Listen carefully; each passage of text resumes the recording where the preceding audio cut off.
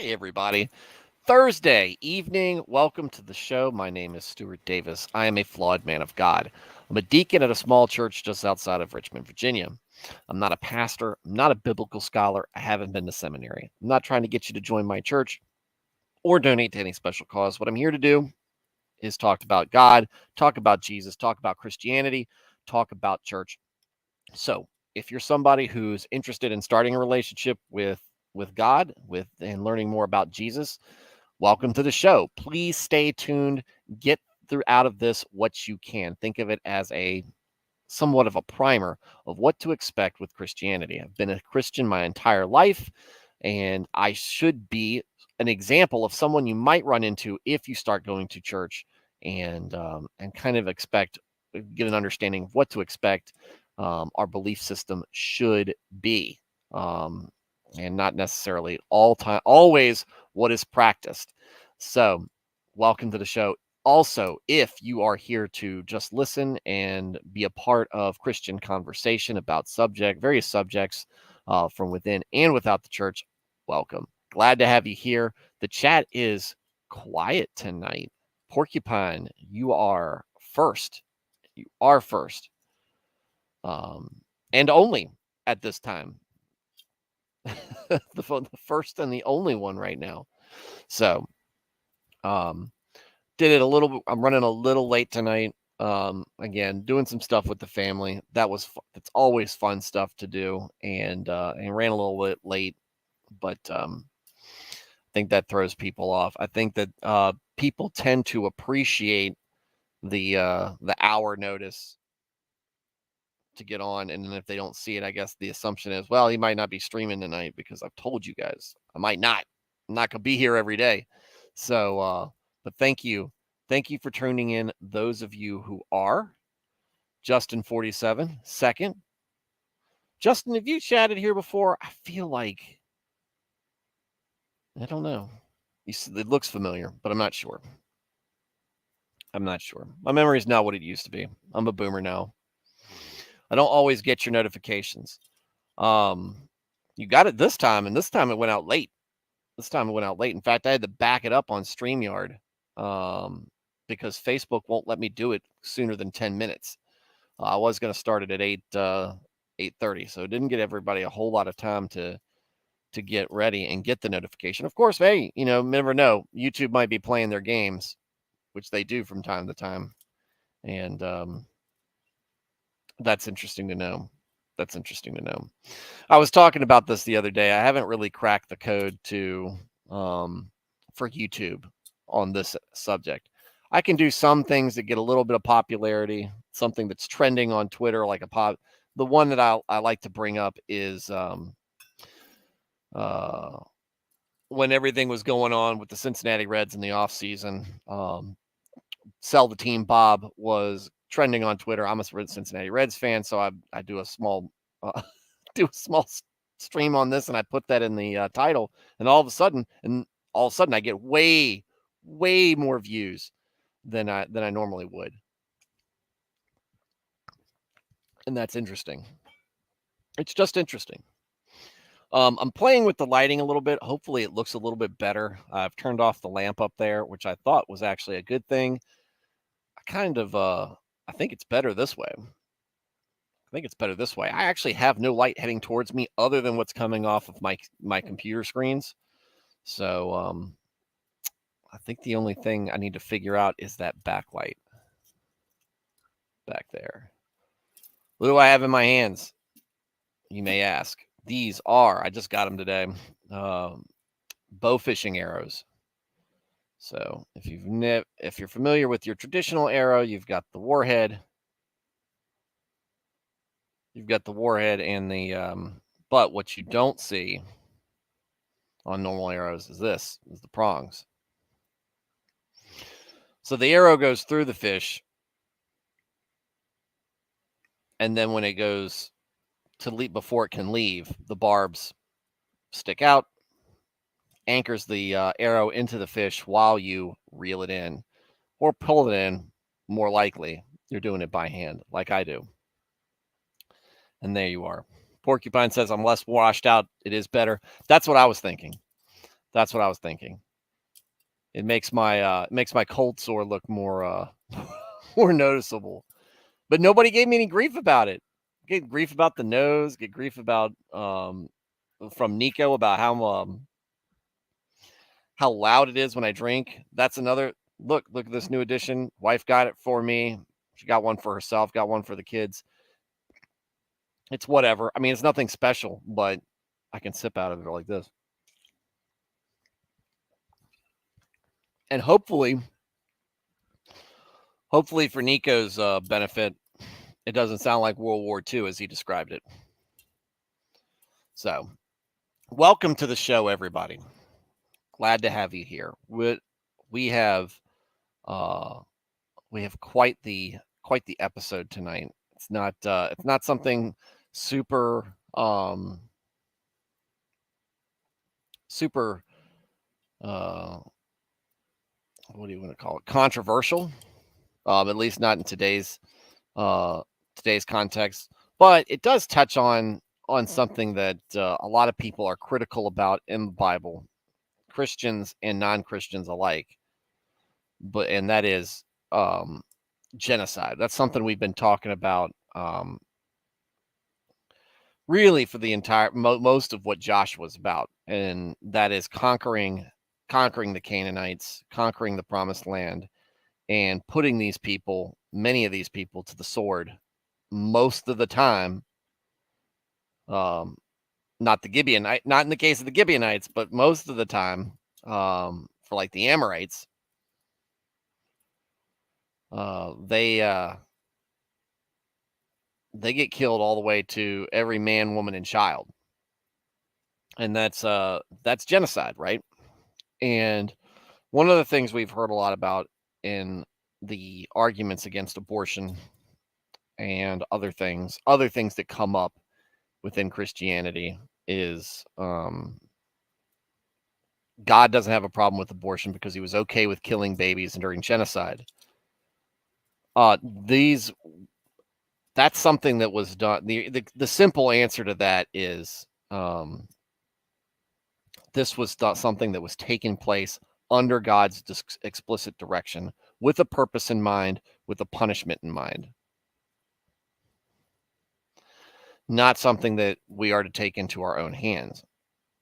One of the things we learned last night when we were talking about the Israelites, when they're in the middle of the beginning of their campaign to conquer these nations, is the Gibeonites show up. They send an emissary out, and they said, "Hey guys, we just came from a long way off. We really just want to sign a treaty with you."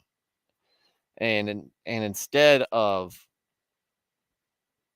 asking God about it, the Israelites, Joshua included, decided, okay, we believe these folks. Let's sign the treaty. They seem pretty honest. Turns out they didn't. Who would have told them that? God probably would have told them that. I'm going to stop playing with these. It's going to throw off all the focus. God would have told them that, and that's part of the thing where we take matters into our own hands with things that we shouldn't. And when it comes to pregnancy, when it comes to other things, that's not our place. I don't care. I don't really care who you are on that. It's not your place.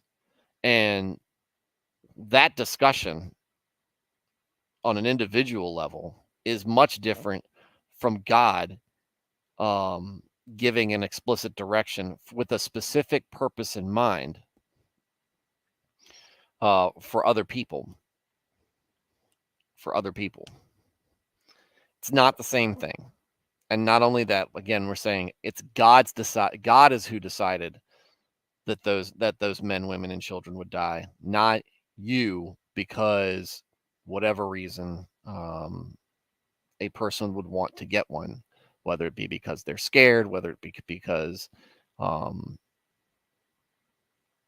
it's a product of rape, regardless of whether it's just an inconvenient time for you. All these things, those are matters that you're taking into your own hands, and you're inflicting that decision on someone else. who doesn't have an opinion, who has not been able to make, they have not made any actions to elicit consequence. So it's not like we're talking about a man who murdered somebody in cold blood getting the death penalty. I'm open. The death penalty is something I support. But I'm open. Much like with Second Amendment issues, I'm very pro Second Amendment. I'm open to be wrong about them. Very much more open to be wrong about them than other things, because you can point to things that you think are support it. There's definitely executions that happen in the Old Testament, less so in the New Testament. A lot of the New Testament is about great. It's about grace and redemption and forgiveness and stuff like that. Spreading this love that God has for us, and this unconditional love that He has for us on our fellow man, and that involves turning the other cheek in many respects. So it doesn't seem to be very explicit about either issue. So that's where I say I have an opinion, and I may be wrong and I'm very open about being wrong about it. But as I see it right now, those things are correct. But those, again, that's different. That's different. So let's get into tonight's reading, because we got a lot that's going on.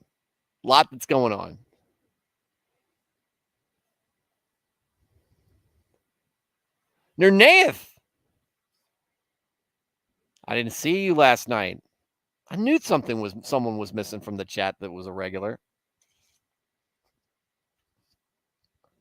Glad to have you on tonight.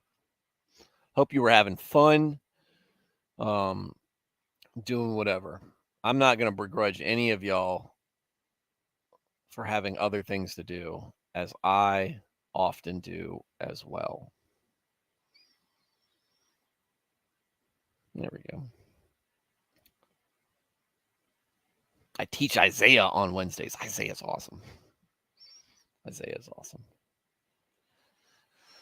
Joshua 10, the sun stands still. Now, here we go. All right. I'm going to try this. Now, Adonai Zedek, king of Jerusalem, heard that Joshua had taken Ai and totally destroyed it, doing to Ai and its king as he had done to Jericho and its king, and that the people of Gibeon had made a treaty of peace with Israel and become their allies. He and his people were very much alarmed at this, because Gibeon was an important city.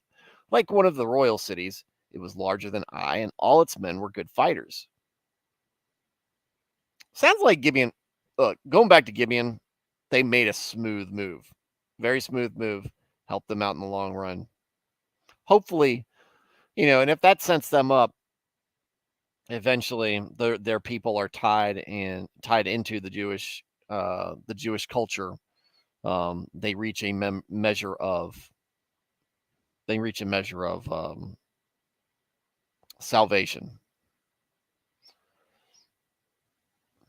So Adonizedek, king of Jerusalem, appealed to Hoham, king of Hebron, Piram, king of Jarmuth, Japhia, king of Lachish, might be at Lachish, I'll say Lachish, and Debir, king of Eglon.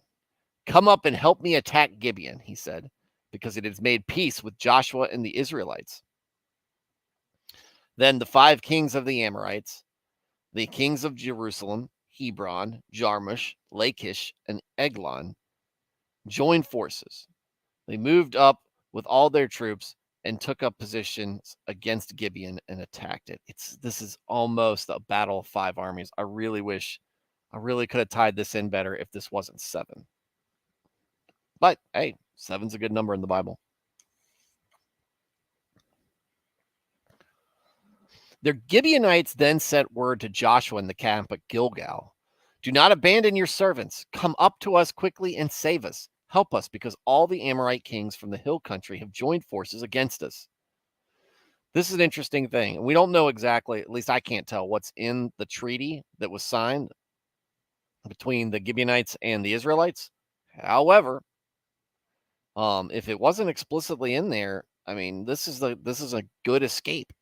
Not necessarily the honorable thing to do, but possibly a justifiable one for Joshua to say, "Hey, look, we said we wouldn't attack you. We didn't say we would defend you. We didn't say we had to come to your rescue. We just said we weren't going to destroy you." And then they could have been, then they could have taken care of their Gibeonite problem. Either the Gibeonites were likable and useful, or perhaps Joshua just decided this is the right thing to do. This is the right thing to do to protect these people. And maybe it's a mix of both. I'd hope to say that it's a mix of both. Because I do like there being redemption in the Old Testament, especially during this. Because now you're faced with the righteous fury of God and his army of the Israelites. So Joshua marched up from Gilgal with his entire army, including all the best fighting men. So he didn't just send a detachment. He didn't just send a squad or a, the junior varsity. No, he sends his tier 1, right? The Lord said to Joshua, "Do not be afraid of them. I have given them into your hand. Not one of them will be able to withstand you." So God backs Joshua's play, or Joshua backs God, or probably more importantly, Joshua, faith in God, number 1.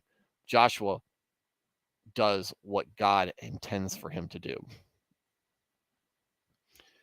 After an all-night march from Gilgal, Joshua took them by surprise. The Lord threw them into confusion before Israel. So Joshua and the Israelites defeated them completely at Gibeon. Israel pursued them along the road, going up to Beth Horon, and cut them down all the way to Azekah and Makkedah. As they fled before Israel on the road down from Beth Horon to Azekah, the Lord hurled large hailstones down on them, and more of them died from the hail than were killed by the swords of the Israelites.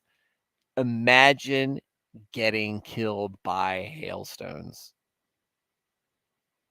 Has anybody seen hailstones bigger than gravel? I'm not saying it doesn't exist. I've heard of snowball-sized hail coming down. I haven't seen anything bigger than gravel. But, man. Biblical artillery corps. Yes, exactly. Joshua looks up to God. He goes, "Send it!" And down it comes. Golf ball. I see. You have Porcupine said, I have seen goofball. I think you mean golf ball. Golf balls. I mean, you got to think golf ball's about this big around. Imagine getting hit with that. I mean, basically at that point, it comes out. It's coming down the size. At just a golf ball size, it's coming down the size of generally what the standard size ice in your ice maker would be.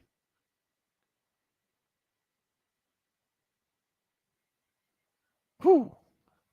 And that traveling at, let's assume, terminal velocity for whatever the hail that size and shape is, it's not going to feel good.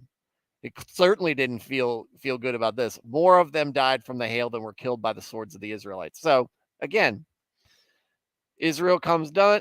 God throws them into a confusion. Israel takes the advantage and starts to kill them. But again, God put them into confusion. God sends the hailstones. God's doing the bulk of the heavy lifting here, as one does when you can command hailstones. It's probably nice for the Israelites. They say, well, we don't have to chase them very far. It is a desert after all. So,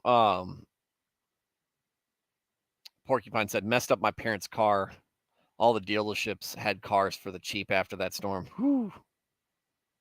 It's an insurance claim. Insurance claim. Goofball was a meh film. I don't think I've seen that. I've seen Fuzz Bucket. E equals 1/2 of mass times velocity squared. Yeah, you gotta put in all the drag coefficients and everything as well. Whatever it is, whatever that calculation ends up coming out to, it hurts. It hurts. But yeah, I mean, like I said, like God's not all about fire and brimstone. Sometimes he sends ice. Tell everybody to chill out. I'll be here all week, as I usually am. That's a good dad joke for you folks. On the day the Lord gave the Amorites over to Israel, Joshua said to the Lord in the presence of Israel, Sun, stand still over Gibeon, and you, moon, over the valley of Aijalon. So the sun stood still, and the moon stopped, till the nation avenged itself on its enemies. As it is written in the book of Jashar, the sun stopped in the middle of the sky and delayed going down about a full day. There's never been a day like it before or since, a day when the Lord listened to a human being. Surely the Lord was fighting for Israel. Then Joshua returned with all Israel to the camp at Gilgal. This is an impressive, and look, there's incredible feats of faith that happen throughout the Bible. This is one's unique. Not saying it's the most powerful one that you'll come out to. What are you doing? What are you doing? Come here. Come here. Say hi.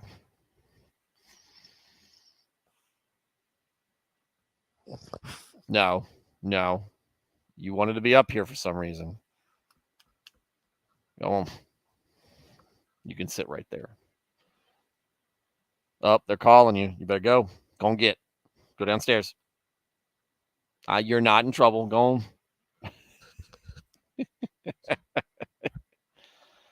That is one of my dogs.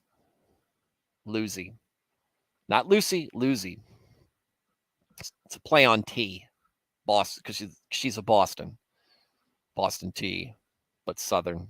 Never mind. There's lots of feats of faith in the Old Testament, New Testament. There's lots of them. This one's a little bit unique, but still, I mean, God says, or Jesus says, if you had the faith the size of the mustard seed, you can command the mountains to move, and they will move. They'll get up and move. And this is kind of an expression of that. Joshua is commanding the armies, right? And they're doing the thing. This is a coordinated attack with God. And so Joshua's not just taking all the orders. Now Josh is saying, hey, stop, son. And this is part of the confusion. Maybe this is part of the confusion. This works in some way, but God does it. It's also an expression, I guess you can take for God listens to us. And sometimes he'll do what we ask. He doesn't mind granting us a boon or a request if it means that we could do if that means it's something that will not hinder us, I guess, or take away from what we're supposed to do. In this case, it was a great expression to show that God was with Israel and that it's a relationship. It's a more of a relationship than a master to a slave. In many ways, we do live under the rule of God. However, the relationship, the way I always see it, and the way it seems to be described, is one of family, one of a father to sons, to daughters, and in that relationship. Of course, my kid asks me for stuff all the time. My favorite word for my kid is no. He thought it was his. My kids thought that was their favorite. No was their favorite word as babies. You don't understand. My favorite word as a parent is no. No, no, no. You can't have anything. However, every once in a while, from time to time, they have a reasonable request. have a reasonable request. And I do enjoy saying yes to my kids and doing things for them. But a lot of times they come up with these dumb things that they ask for, and you just no. So don't ever be afraid to ask God for something.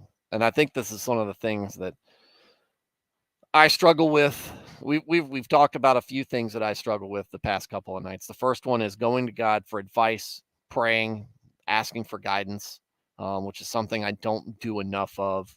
There's plenty of opportunities where I need to make an important decision, and I just don't. I don't have I have the audacity to think that I know just as well as God does, as opposed to going to him like I would go to my dad for advice on something that I know that he's dealt with before. Like if I'm working on something on the house, perfect example, working on the hot water tank. First time did it, I was able to go through and do everything myself.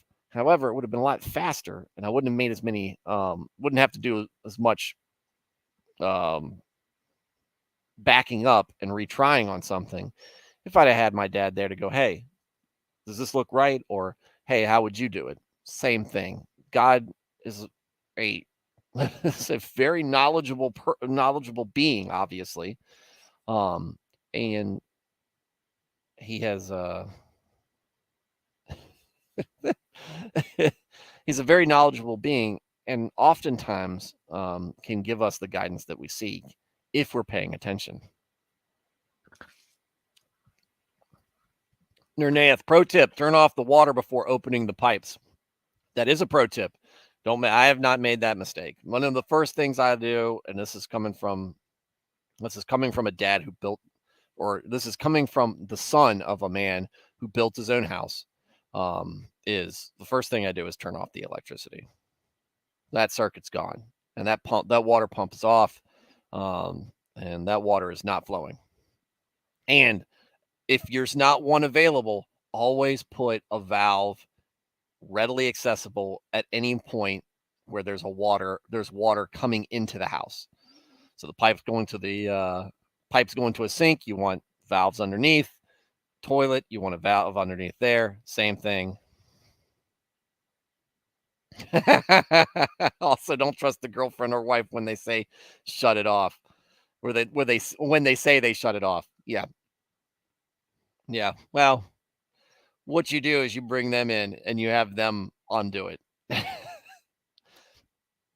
That's one of the funny things I liked when I was in the Army. When you get out of um, helicopter school, when you get out of helicopter school and you're doing they put you to your first couple of tasks and you do some inspections or you do some routine work. The first time you do something kind of important, and the crew chief or the pilot comes up to you and be like, "Did you do this work? See, you signed off on it on the logbook." Yeah, that was me. All right, you're coming up with us on the test flight. Makes it a little bit more real. Like, I hope you did this right because you're coming up with us, and if something goes wrong, you're going down with the ship. That's the same thing. You put them right there at it. Oh, is the electricity off? Okay, I'm going to have you touch the wires. Oh, now all of a sudden you're not sure. Okay, let's get this taken care of. Let's make sure, right? Women don't know anything about pipes or electricity or cars. I have jokes. I've got some jokes about that. But yeah, it's always trust but verify. Trust but verify.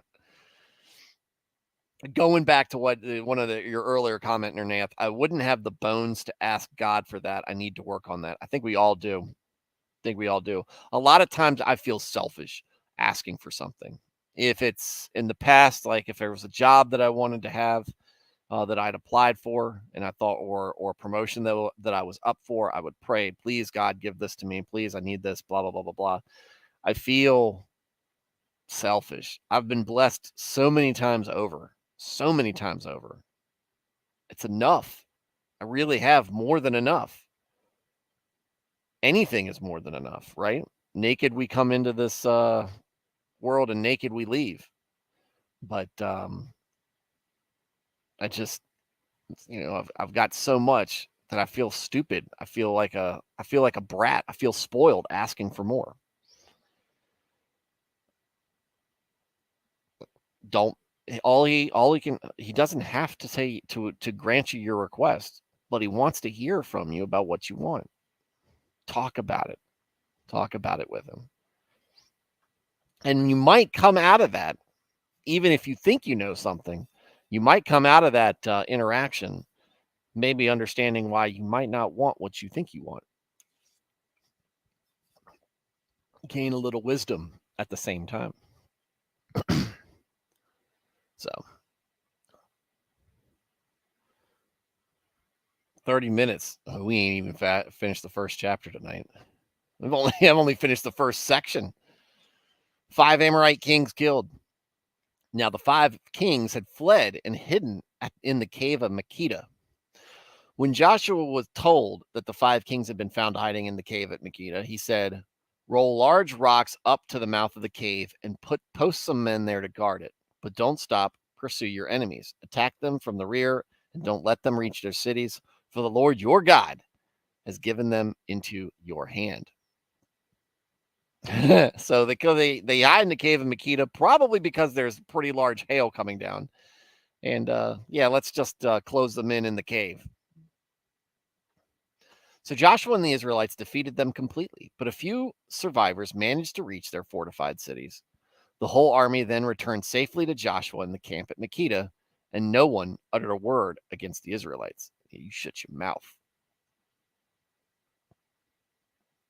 Joshua said, "Open the mouth of the cave and bring those 5 kings out to me." So they brought the 5 kings out of the cave, the kings of Jerusalem, Hebron, Jarmuth, Lachish, and Eglon. When they had brought these kings to Joshua, he summoned all the men of Israel and said to the army commanders who had come with him, "Come here and put your feet on the necks of these kings." And so they came forward and they placed their feet on their necks. Joshua said to them, "Do not be afraid. Do not be discouraged. Be strong and courageous. This is what the Lord will do to all the enemies you are going to fight." Then Joshua put the kings to death and exposed their bodies on 5 poles, and they were left hanging on the poles until evening. At sunset, Joshua gave the order, and they took them down from the poles and threw them into the cave where they had been hiding. At the mouth of the cave, they placed large rocks, which are there to this day. Brutal. Brutal. We got Joshua flexing on these kings. Look, come on over here, generals, commanders, captains, whoever they are. Put your necks on these kings. And these are men that oppose God. So this is not something you should be afraid of. This is something you should be fearless in front of. The Lord will deliver you. The Lord will deliver you. And then they kill them, and they put their bodies on poles for the rest of the day, and then throw them in a cave. This is it. This is it. Don't play around. That day, southern cities conquered. That day, Joshua took Makkedah. He put the city and its king to the sword and totally destroyed everyone in it. He left no survivors. And he did to the king of Makkedah as he had done to the king of Jericho. Then Joshua and all of Israel with him moved on from Makkedah to Libnah and attacked it. The Lord also gave that city and its king into Israel's hand. The city and everyone in it, Joshua put to the sword. He left no survivors there. And he did to its king as he had done to the king of Jericho. "Do not let these people live," God said. God said this a while ago. Do not let these people live. They're going to infect your culture. They're going to make you guys stumble. There's a reason why I'm spitting them out of this land. And so far, Joshua, tonight, what we're reading tonight, Joshua has listened. Now, the Gibeonites, different issue. I don't know if this comes back to bite them in the end. But right now, everybody else, basically, the only people left alive is a prostitute and her family from Jericho, because she helped the Israelites in their attack and did a great thing. So there you go. Not letting people live. Then Joshua and all of Israel with him moved on from Lachish to Eglon, where they took positions against it and attacked it. They captured it that same day and put it to the sword and totally destroyed everyone in it, just as they had done to Lachish. Moving around, not putting up with your crap, everybody. Then Joshua and all of Israel with him went up from Eglon to Hebron and attacked it. They took the city and put it to the sword, together with its king, its villages, and everyone in it. They left no survivors, just as Eglon was totally destroyed and everyone in it. Or just as at Eglon, they totally destroyed it and everyone in it. Dude, again, imagine being the last group at Debir. You know it's coming. You know that you don't have a chance. I'd be on the run, to be honest with you. I'd at least try to run, not sit. The other guys have all been fortified. Didn't go so well. They've been completely overrun, completely destroyed. Look, it's very apparent God don't want you there anymore. God doesn't want you there anymore. It's time to leave. If I had kids, if I had a wife and kids, I'm packing them up and I'm getting the hell out of Dodge. At the very least, I'm putting them on a camel and sending them out of there. Then Joshua and Israel with him turned around and attacked Debir. They took the city, its king, and its villages and put them to the sword. Everyone in it they totally destroyed. They left no survivors. They did to Debir and its king as they had done to Libnah and its king and to Hebron. So Joshua subdued the whole region, including the hill country, the Negev, the western foothills, and the mountain slopes, together with all their kings. He left no survivors. He totally destroyed all who breathe, just as the Lord, the God of Israel, had commanded. Feels good. Feels good to read that. He totally destroyed all who breathed, just as the Lord, the God of Israel, had commanded. Not the destruction part. I mean, that comes part and parcel because that was the command of God. But the fact that he did exactly as God commanded, something we can all respect. It's all, and you're considering how the Israelites have behaved going up till now. It's so refreshing. All so refreshing to see. Joshua subdued them from Kadesh Barnea to Gaza and from the whole region of Goshen to Gibeon. If some of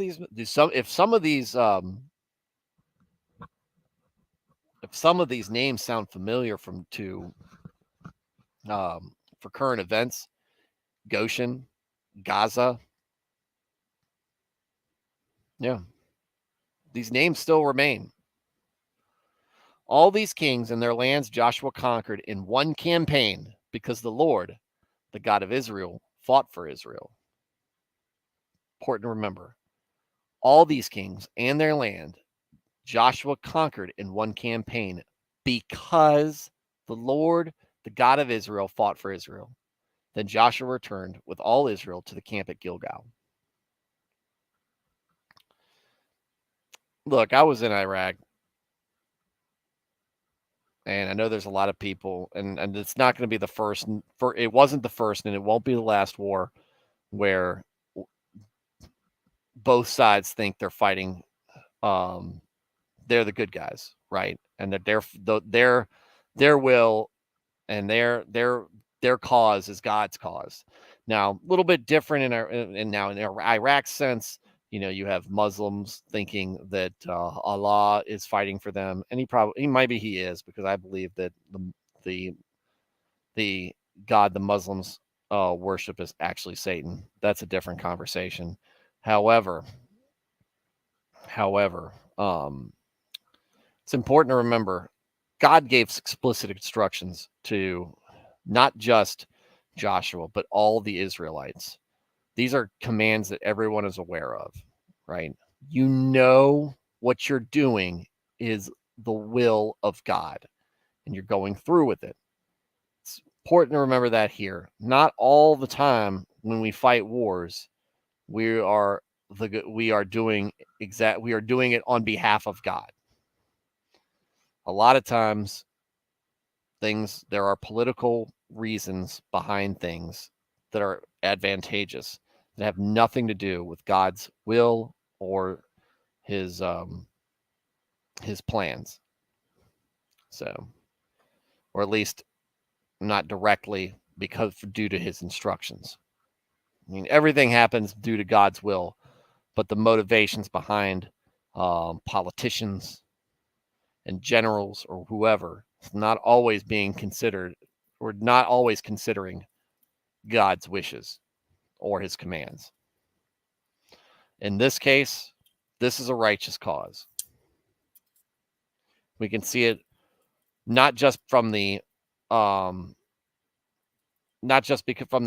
result of Joshua's campaign, but the fact that God said it was his will before and after.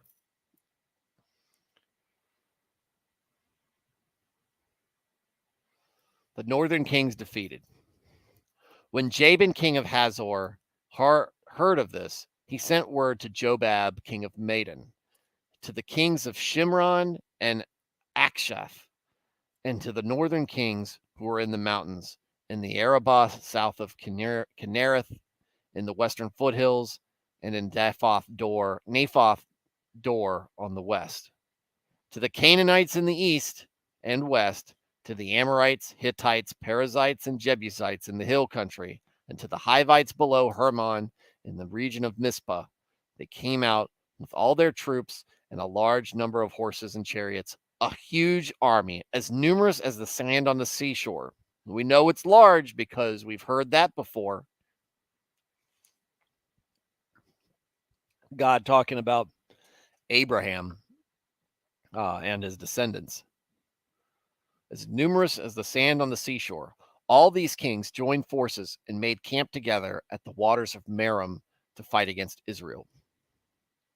The Lord said to Joshua, "Do not be afraid of them, because by this time tomorrow I will hand all of them slain over to Israel. You are to hamstring their horses and burn their chariots." God's like, that's nice. That's a nice army right there. It'd be a shame if someone defeated it. Divinely overpowered it. So Joshua and his whole army came against them suddenly at the waters of Merom and attacked them, and the Lord gave them into the hands of Israel. They defeated them and pursued them all the way to Greater Sidon, to Misrephoth Maim, and to the valley of Mizpah on the east, until no survivors were left. Joshua did to them as the Lord had directed. He hamstrung their horses and burned their chariots. At that time, Joshua turned back and captured Hazor and put its king to the sword, because of course he did. Good job, good job, Joshua. Hazor had been the head of all these kingdoms. Everyone in it they put to the sword. They totally destroyed them, not sparing anyone that breathed, and he burned Hazor itself, giving it the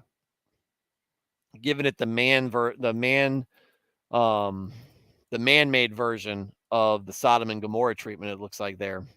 I don't have any brimstone, and I can't bring fire from the sky, but I certainly can burn it to the ground and kill everyone in it.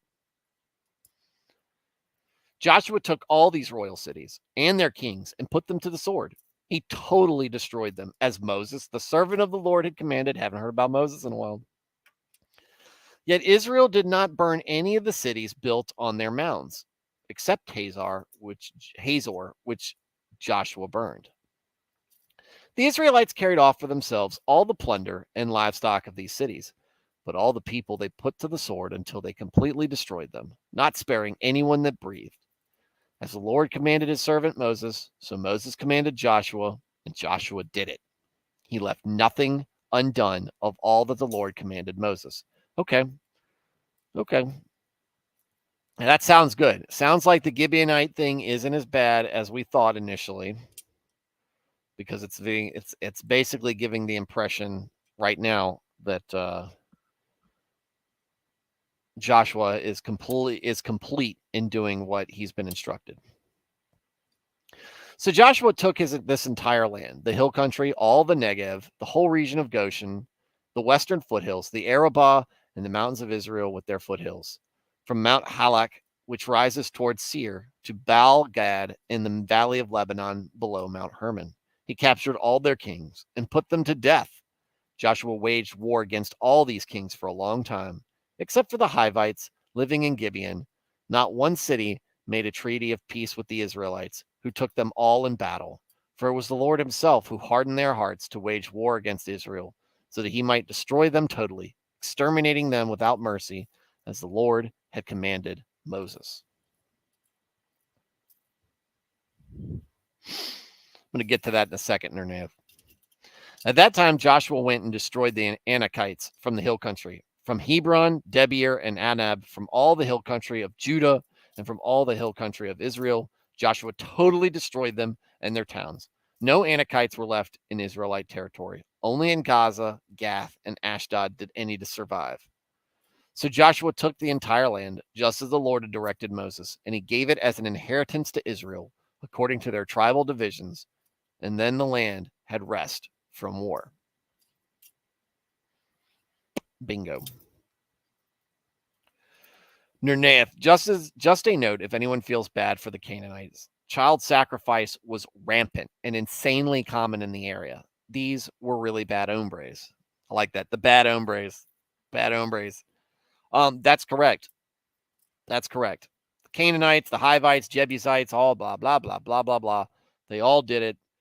They all worshipped false gods, demons, animals, Satan. They all did blood sacrifices, child sacrifices. They engaged in sexually degenerate behavior. I'm sure that there were animals involved in some of these rituals. What they did as a culture, as a people, was disgusting to the Lord. And so the Lord said, they all got to go. They all got to go. We're not going to leave any generation alive to come back and bring this kind of belief to the land, because I know you Israelites, y'all like to listen to other people who are wrong just because you think it's cool. I don't know what it is about them that you think is good, but it's not, and so they all need to die. Also, this is part of the Canaanite punishment. It's all part of the Canaanite punishment. So, yes, it is sad that women and children have to die. It's sad that the men had to die. And I'm sure that God took no joy in it. But God's not in this. God's not just here to make everybody happy. This is something that the Old Testament will routinely remind you. God is not here just because you want to be happy. You will find joy in obedience to the Lord.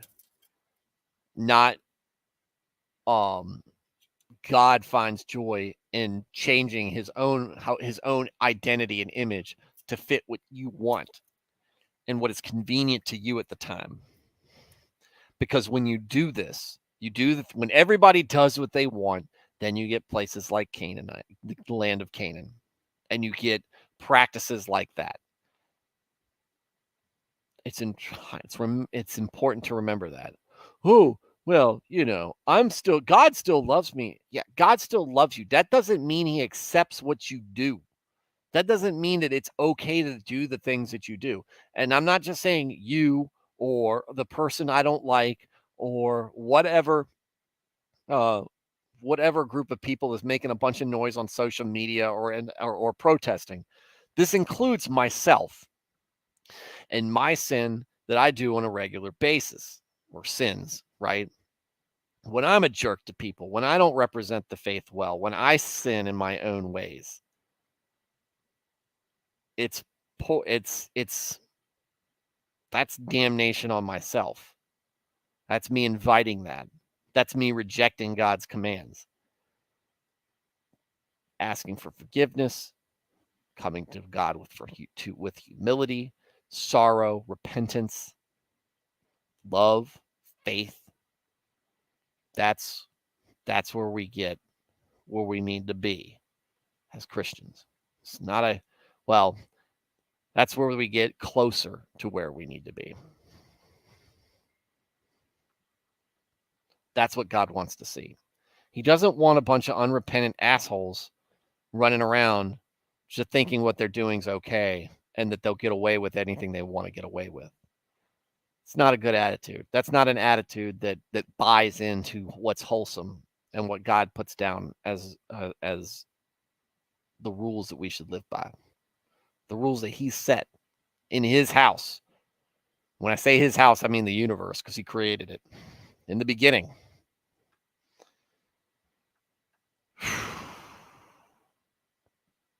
All right, guys. That's going to wrap us up for this evening. That's where the wrapping up. So, basically, to summarize things, Joshua's a badass, specifically because God's on his side, and Canaanites, Hivites, Jebusites, Perizzites, whatever. They're all getting a big butt whooping right now. And now Joshua has, sounds like, conquered what he needed to take, at least for part one. And he did it swiftly and convincingly. Because, look, it always helps to have the divine being behind you. So thank you, God. And this is why I like Joshua so much. He appeals to my militant side, and he's obedient. He's faithful, as much as he should be, as much as anyone can expect. So you guys have a good evening. Have a good evening. Porcupine, Nernaeth, Nico. Didn't see you here tonight, Weeb. Justin 47. Glad to see you. I know you're not always in the chat, but I know it sounds like you're listening and watching. Anybody who's not in the chat, like and subscribe. Tell your buddies. Tell people you know. John Smoth, yeah, hey, always coming in with a couple of comments. John Smoth, glad to see you here. Share it with folks. Let them know this chat's out here. And I encourage all of you to take part in the chat. But whether you do or not, God bless you all.